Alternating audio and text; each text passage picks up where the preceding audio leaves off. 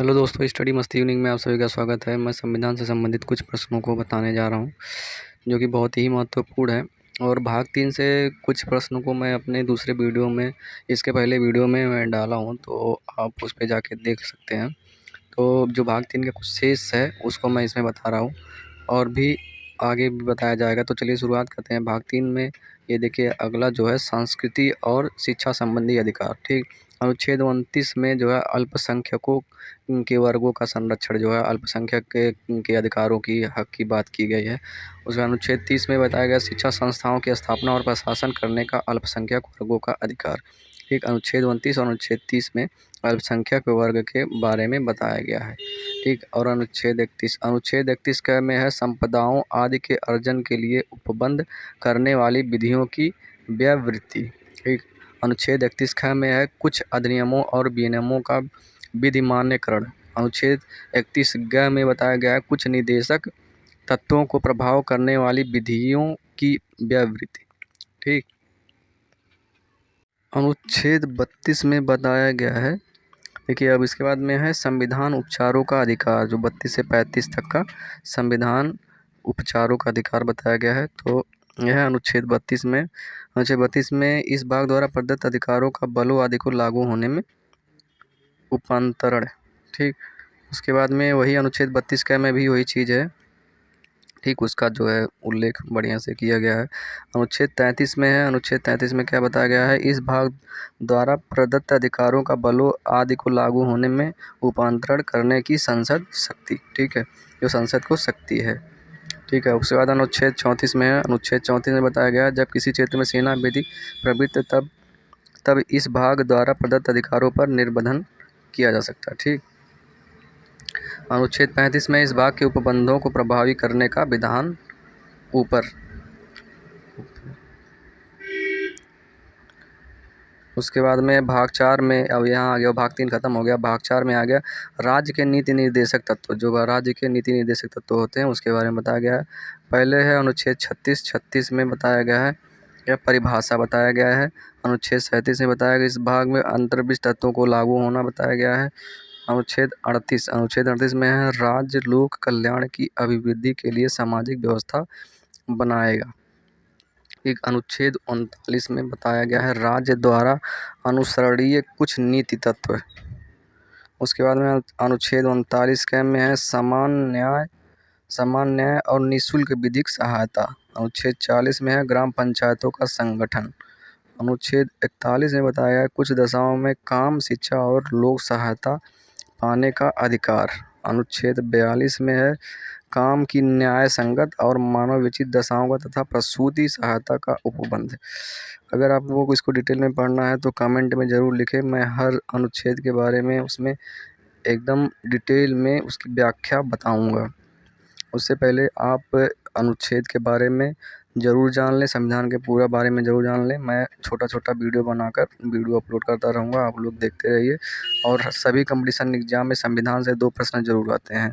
तो चलिए आगे है अनुच्छेद 43 के 43 के अनुच्छेद 43 का उद्योग के प्रबंध में कर्मकारों का भाग लेना। ठीक, अनुच्छेद 44 में है नागरिकों के लिए एक समान सिविल संहिता। अनुच्छेद 45 में है बालकों के लिए निःशुल्क और अनिवार्य शिक्षा का संबंध। अनुच्छेद उपबंध मतलब की व्यवस्था।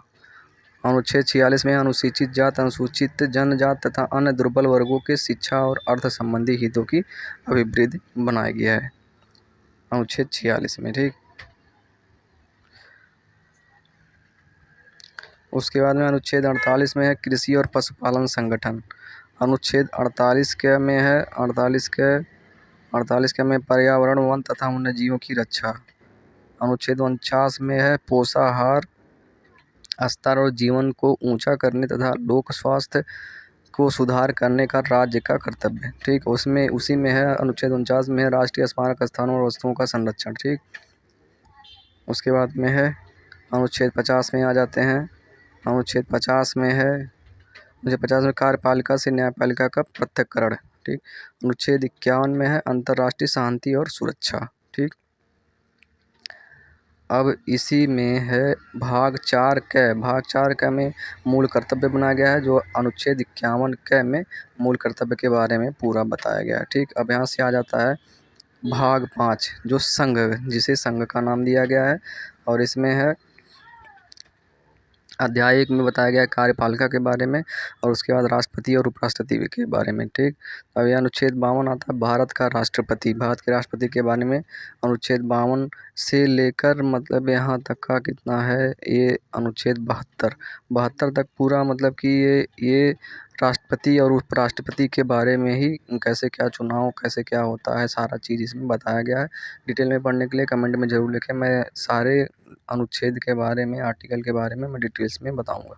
तो अनुच्छेद 52 में है भारत का राष्ट्रपति, अनुच्छेद 53 में संघ की कार्यपालिका शक्ति, अनुच्छेद 54 में है राष्ट्रपति का निर्वाचन कैसे होता है, अनुच्छेद 55 में, अनुच्छेद 55 राष्ट्रपति के निर्वाचन की रीति।